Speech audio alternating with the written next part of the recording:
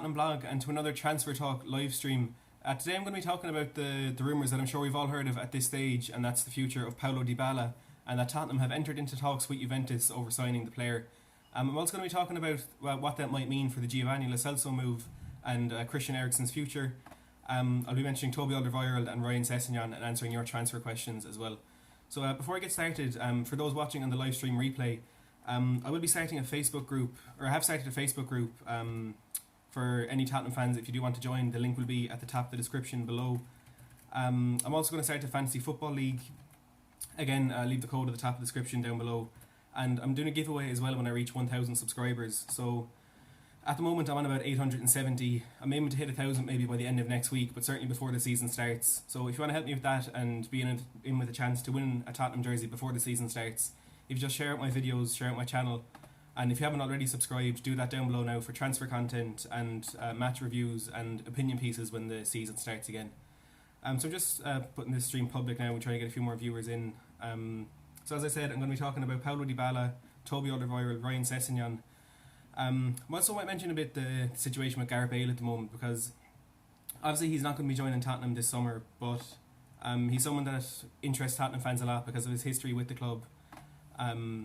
And you know, it's a situation that it's never nice to see any player in kind of what's going on with Zinedine Zidane, and he's kind of been pushed out of the club. But as I said, it does interest Tottenham fans because he was a player loved by the fans when he was at the club, and I think it is interesting how a player who was touted to be one of the best in the world and was so close to hitting that level with Real Madrid, how he's just fallen so far. And I know injuries and stuff have played a part of that, but it's never nice to see it happen, especially when it's one of your former players. So to begin, Paulo Dybala, it's a rumour we've all heard at this stage, a lot of different outlets reporting this. One that it is quite surprising, because I know we have been linked with players like this in the past, who you would think are just much higher quality than what Tottenham would be aiming to get and what Tottenham might actually realistically get. But I think it's a bit different this window, and I've seen a lot of people kind of thinking, you know, making that comment that we're Tottenham, like why would he be interested in joining?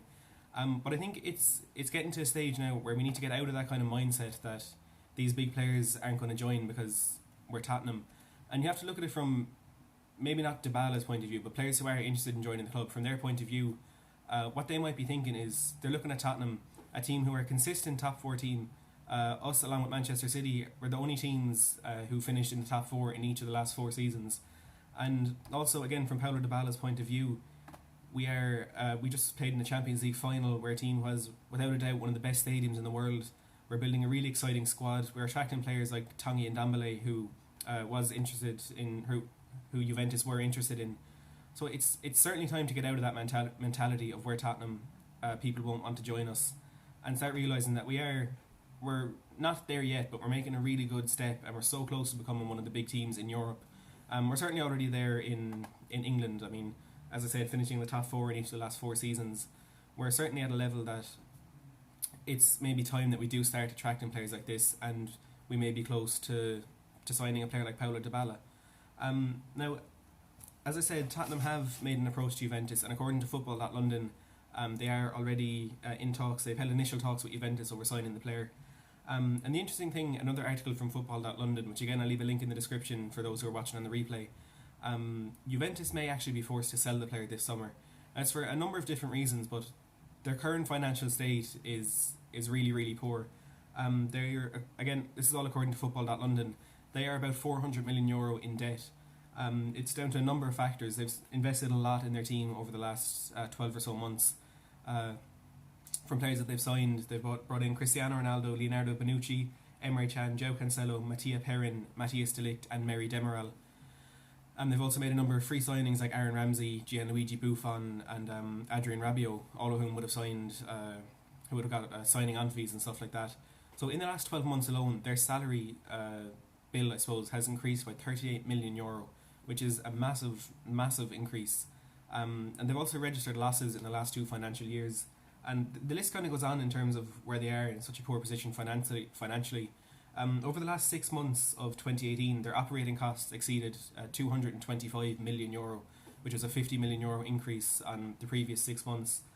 They're also paying off a load of historical fees with regards to their stadium.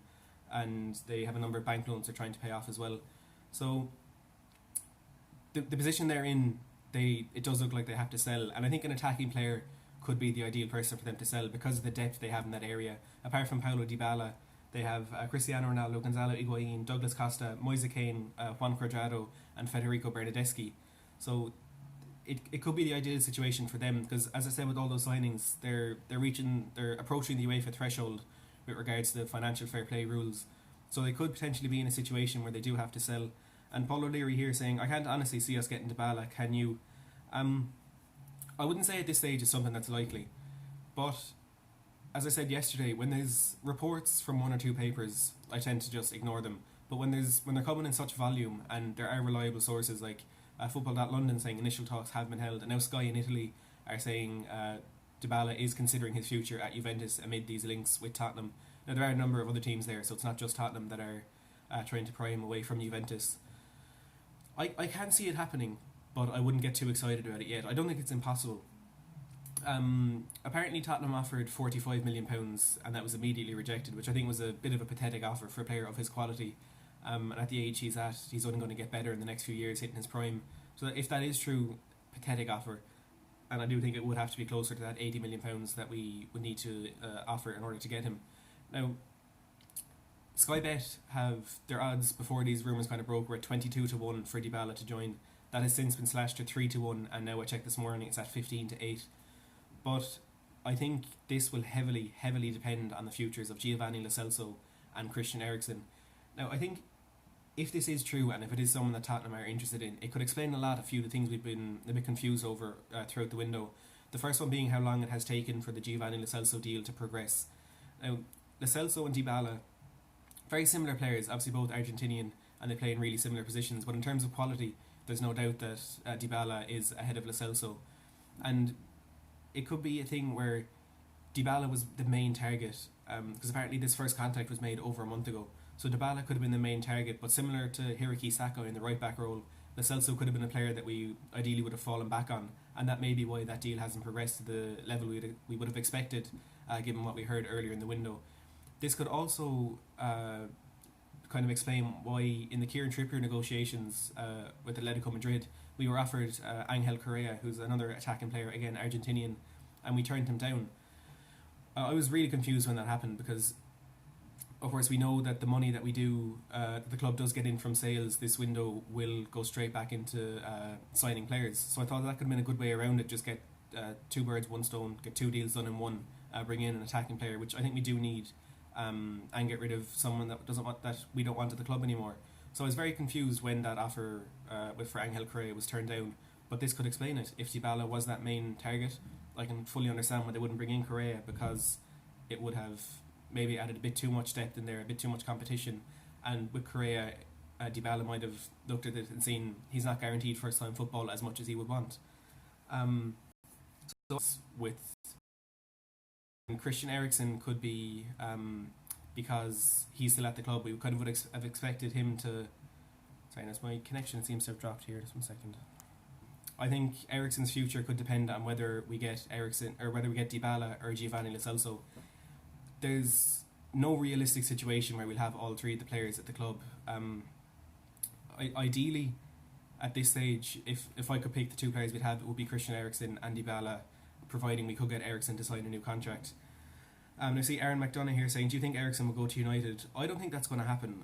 I know there's a lot of links, and because of the kind of situation with Dybala at the moment, United are keeping tabs on Christian Eriksen and looking at him as a potential signing later in the window.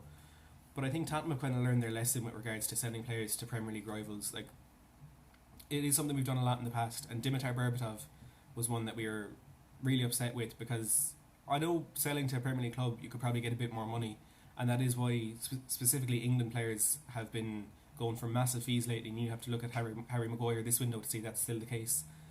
So I think if we are going to sell Eriksen, it would be to a European club, maybe Juventus. And that's another thing, Juventus have been interested in Christian Eriksen already in this window, and while their main target, just like Real Madrid, is Paul Pogba, if the club could offer a straight swap for Eriksen and Dybala, that's something that I would be really happy with, and then use another £50 million to get Lo Celso in.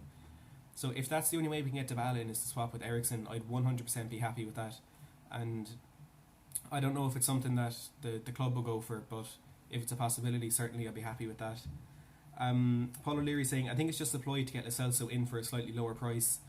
That could be the case, but I personally don't think it is, because there's a lot of internal factors at Real Betis that, from their point of view, they do need to drop the price. There was an £88 million release clause in Lo Celso's contract, but they were looking for about £70 million when these negotiations started. That asking price has apparently dropped to £50 million for a number of reasons. The main one being that there's a clause in Lo Celso's contract that if they reject an offer for more than double what they signed him for, so that'd be in around £44 million, if they reject an offer for more than that, they have to give Lo Celso a wage increase. And because of their financial state at the moment, having missed out in European football, and the kind of the signings they've brought in already this window, they do need to sell. Lo Celso could be one of those players, and just at the moment they don't seem to have the money to give Lo Celso that wage increase. So any offer in and around 45 to £50 million could actually be enough to bring him to Tottenham. But I don't think Levy would be bold enough to try and get a bit more off that, especially in this way. I think Dybala could genuinely be a real target for the club, and while it's not the most realistic thing, it could be someone they're looking to bring in this summer. And it always comes back to that with these Argentinian players. They all seem to have a real desire to play under Mauricio Pochettino, and with the new stadium as well, this really genuinely could be a thing that could happen this summer. Again, I'm not getting too excited about it, but I think it's something that could happen, and he's a genuine target for the club. Roberto saying we should sign Dybala and that will make Eriksen want to stay.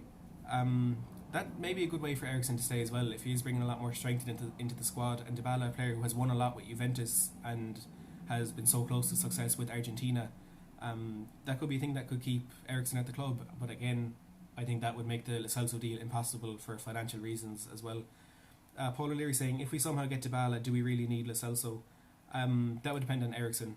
I think going into this season, what we will have, and I think what is the ideal situation, is we will have two of those three. Dybala preferably would be one of them, but it wouldn't be the end of the world if it was Lo Celso and Eriksen. I mean, they're two great players, and as I said yesterday, I think with the way this Lo Celso deal has gone on for so long, and there's been so many different times where he thought, okay, it'll happen now, and it just never really has materialised.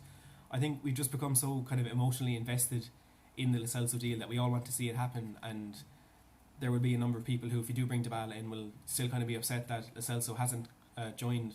But in terms of how good the players are and how much I'd like to see him at the club, Dybala will definitely be the number one, and then Eriksen staying, and then Lo Celso, not even as a fallback option, but as the third player out of those that I would bring in. It wouldn't be a bad thing at all if he was someone that we ended up with. Del Boy saying, unpopular opinion here, but I would happily replace Dybala for Dele in the starting 11, getting fed up with him. Thoughts? That could be a thing that we would see, because Eriksen has in the past played out in the wider role, specifically on the left, and Dybala can play in that sort of number 10 role behind the striker. Now, I know a lot of fans have been disappointed with Dele Alli over the last 2 or so seasons. He's been extremely inconsistent. He's been a bit kind of overconfident. He's thought more of himself than what he's been showing on the pitch, and that is something he has said that he's annoyed with, that his performances on the pitch haven't really matched what he expects of himself. So there's definitely reason to be a bit frustrated with Dele Alli there. And that could definitely be a thing that Pochettino is looking at, to replace Ali with Dybala. But I don't think Ali will leave the club if Dybala does come in. He's someone who seems to be invested in the project there. He seems to be happy. He's obviously a really important part of that dressing room, and he's getting the game time that he wants. So I think if Dybala does come in, there'd be a good competition there, and it wouldn't be a thing where Dybala just straight out takes Ali's place in the squad. But all of those players in and around the striker, there's going to be so much rotation there because of the volume of games that we play, playing in the Premier League most weekends, sometimes in midweek, playing Champions League football, and obviously the 2 domestic cups. There's going to be a whole lot of rotation there, and I don't think we'll see throughout the season any player who's in that role who's going to be prioritised over others, because we have the likes of Eriksen, Ali, and I'm going to say one of Dybala and Lo Celso, and then Lucas, Son, Lamela. I don't think there will be any player who is prioritised in that role, and will just be a constant rotation, which I think will be great, because when we're playing teams, they won't really know what to expect from our front line, and they have to prepare for so many different things, and it's that kind of confusion regarding the team that you're going to be playing that could benefit us a lot. Because in the last 3 or 4 seasons, going into a game, you could almost easily pick that first 11 that's going to go out, because our squad has been so thin, but also the injuries that we've suffered. So that has been maybe a bit of a hindrance for us pushing on when teams know what to expect from us. They know the players that are going to be out on the pitch, the style of play we're going to implement, and they can almost prepare exactly for what they're going to face in that 90 minutes. But adding that depth and these new players will certainly change that. And this could be a really, really good signing. Again, I'm not getting too excited about it, but I do think it is something that's possible. And we actually could see Paulo Dybala at Tottenham next season. See Delboy saying, I agree, no sale for Dele, but he would be a great squad player. Don't think he's up to the level of other top 4 attacking mids. And in terms of what we've seen over the last few seasons, that is definitely true. But I think in terms of quality, he's not too far behind them. When he does play, he is one of the best players in the league. And that kind of the way that he plays, making those late runs into the box, is so hard to defend. And it's such a powerful kind of style of play that just certainly could be a massive addition to any team he plays in. So I don't think he'd be a squad player, and I don't think he'd accept that. But I do think he is a player who's close to the level of the likes of Eriksen, Lo Celso and Dybala, but just doesn't seem to be as consistent as them. Now, so I'm going to move on to Toby Alderweireld, who somehow is still at Tottenham. There was a £25 million release clause in his contract that expired yesterday, so it does look like he's going to be staying at Tottenham for the season ahead. He has himself said that at the moment he sees himself playing in that Villa game first day of the season after the window closes. And it's quite a bizarre one that a player of his quality, of his experience, that while available for £25 million, not one team triggered that option. The only team who were in talks to sign him were Roma, but they never made an offer that suited, and for some reason they were reluctant to move up to that £25 million mark to take Tottenham out of the negotiations and move straight into talks with Toby Alderweireld. The only kind of reasoning for this that I can think of is Alderweireld has made it clear he wants to finish his career at Ajax. We kind of expected that to be something later on in his career, but it could be something that he's looking at now. And if he were to move away from the club this summer, I think that move to Ajax will be pushed out by another few years. So maybe from his point of view, he's going to stay at Tottenham for this season and move to Ajax for free next summer.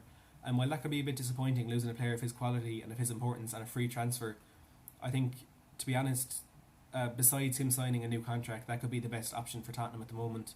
Because getting rid of him now for £25 million, or maybe a bit more if a team does come in over the next couple of weeks, I don't think that's enough to sign a replacement for him. Like, there's a lot of good centre-backs around world football, but if you're looking at the likes of Harry Maguire and Kalidou Koulibaly, who are kind of the peak ones and the ones that teams are most interested in, they're going for 70, 80, 90 million pounds, and I think it might be better for us, instead of having only about 25, 30 million pounds to sign one this summer, if we just keep Alderweireld, let him go for next year, and then we'll have our new transfer budget next summer, and we could use that to bring in a centre-back and focus on the positions that are more important now, like getting in another centre attacking midfielder, signing a right back, a left back, and if the money is there, another backup for Kane if that's not Dybala. So while it is disappointing to see a player like that, who I imagine will go for free next summer, it could actually at the moment be the best thing for Tottenham, and I suppose we just have to accept that he is staying at the club this summer. He has been offered a new contract worth £150,000. He hasn't accepted that. I don't know if he's rejected it, but he hasn't yet accepted it. But personally, I can't see him signing a new contract, and I think he'll be going for free next summer. Now another one is Ryan Sessegnon, and we keep coming back to this one every video, every live stream, and every time it's just so close to happening, but it hasn't yet gone through. Sky Sports do expect the deal to go through before the end of the window. It's something, again, the odds are 1 to 20 for him to join, so it feels like it's only a matter of time before he joins the club. I don't know what the fee is going to be. There are early reports where that Fulham wanted about £40 million, but Tottenham weren't willing to spend anything more than 25. The latest I've heard is that they're offering £20 million plus Joshua Onuma and George Kevin Nkudu, which I think is a bit excessive for a player who never really showed that much quality in the Premier League. Although he does have the quality. He showed that in the Championship, and he does have a lot of potential at only 19 years of age. But when there are other options there for a bit cheaper that you might see as better players, and the one I mentioned yesterday was Kieran Tierney. I know he's a target for Arsenal, but that deal at the moment doesn't look like it's going to happen. They've had 2 bids rejected, the first one for £15 million, and then Celtic said they wanted 25, so Arsenal matched that valuation, but the payment structure with kind of related to add-ons provided Arsenal qualified for the Champions League were turned down by Celtic as unrealistic. Now, for £25 million, I know he's a player who plays in the Scottish League, but he's a really good player and he's an attacking fullback. He's solid defensively. He's a captain of the Scottish national team already, and he's only, I think, 21. So he's a very exciting prospect for the future, and I think he's a better player than Sessegnon. And judging by the reports, he is cheaper as well. So I'd be interested to see if that is something Tottenham pursue later on in the window if the Sessegnon deal doesn't go through quickly. On the Sky Sports Transfer Talk show earlier this morning, it was Anton Tolui was kind of talking about how if Arsenal really wanted to get this deal done, it would be done by now. And from Tierney's point of view, looking at how Arsenal are negotiating so difficult, they're being so kind of difficult in their negotiations, I suppose. He might not be someone that they desperately want at the club this summer. So for him, that mightn't be a deal that he might be looking into now. And if Tottenham do push in there, I think he'd find it hard to turn it down because of the situation we're in with fullbacks at the moment. He might get a bit of game time, and in the project going forward, it's looking like Tottenham will be pushing on a lot in the next few years, winning a couple of trophies. Obviously, as I said, a consistent Champions League team. So I think for Tierney, if Tottenham did come in, he'd find it hard to turn us down. And it does seem like the budget is there to spend £25 million on a left back. So I'm a bit surprised that we haven't sort of got in for that deal yet. But Ryan Sessegnon isn't a bad option for there if that deal does go through. And even though he is a bit expensive for that amount of money, at the end of the day, as fans, that isn't our concern. Our concern is the squad that is going to be there for Mauricio Pochettino going into next season. How much they spend on a player ultimately doesn't affect us in any way. So if Sessegnon does come in, I'm not going to be too disappointed. Delboy saying Fulham are currently weighing up if they want Nkudu or not. It's holding the deal up. Yeah, I suppose that does make sense. Nkudu, not a player who's done particularly well. Since he's joined Tottenham, he's had a few loan spells out, and it looks like he's one of the players that will be leaving this summer, whether it's on a straight deal to another team or part of that deal to bring Sessegnon to the club. So I wouldn't be surprised if that's happening. Paul O'Leary saying, I think Danny is leaving this summer. I hope not. I'll never forget that goal against Arsenal a few years ago. That goal is obviously his professional debut to score a goal like that against Arsenal. I mean, I remember lost a bit of connection there again. Now, as I was saying, the left back position could be very strong this season. Danny Rose does look like he's going to stay, and this could be a good season in that position. But we do need to bring in a right back. That's our main priority. I think it should be anyway for this season. Just going back there, Van Gani saying we need Dybala because he looks unhappy at Juve. That does seem to be the case. He does seem to be a bit worried about his game time there. Maurizio Sarri has said he is someone he sees as part of his team in the upcoming season. But apparently Dybala earlier in the summer said he's happy at Juve and he wants to be there next season. But after the Copa America, he had talks with Maurizio Sarri, and apparently he expressed his desire to leave the club. So it is one that I think we should go in for. Maybe it's not realistic, but it is definitely something we should exercise the sort of possibility of. Roberto saying we need to wrap up the Dybala deal as soon as possible if we can get him. I risk losing out to Bayern, PSG, United, etc. even if we need to pay £80 million. That's really true. He's a player, if he does publicly say he's unhappy at the club, there's no doubt a number of teams will be going in for him. You mentioned there Bayern Munich, and as I've said in the past, they're a team who need to strengthen in that area. They've just lost James Rodriguez. His loan deal has expired. He's returned to Real Madrid, and Frank Ribery and Ian Robin have both retired, and they certainly have the funds to bring in a player of his quality for £80 million. So that is exactly what happened with the Tanguy and Ndombele deal. There were a number of teams interested, specifically Juventus and Manchester City, and we moved in and we got that deal done as quickly as possible, and it was a massive signing, like not something we would have expected to see, but Daniel Levy got that deal done and he's a Tottenham player now, and if something similar happens with Dybala, I can't see why Tottenham would be an attractive team for Dybala to join. Now Delboy saying Kyle Walker-Peters is terrible, I'm afraid. Wanted him to do well, honestly, but similar to Cameron Carter-Vickers and Georgiou, he won't make it at the top level.